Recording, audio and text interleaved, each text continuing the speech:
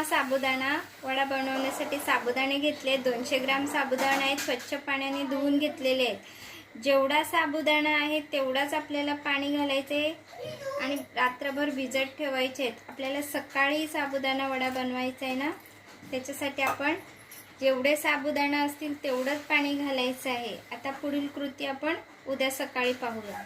आपला साबुदाणा मस्त असा भिजलेला आहे. आपण आता त्याच्यासाठी मी 4 बटाटा उकडलेले बटाटा घेतले आहेत.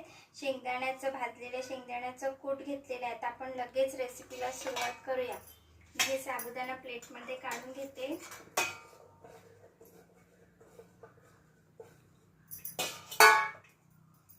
त्यामध्ये उकडलेली बटाटी 4 मीडियम साईजची उकडलेली बटाटी घेतली आहेत.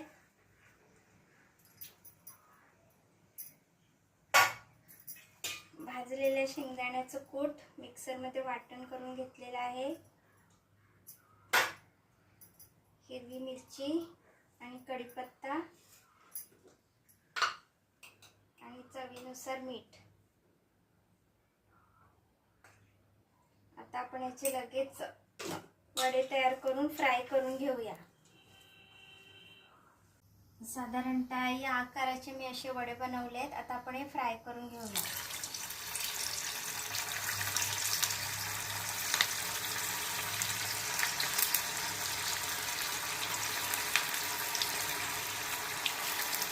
आपला साबुदाणा वडा रेडी आहे. मस्त असं फ्राय झालेला आहे. हा बघा मस्त.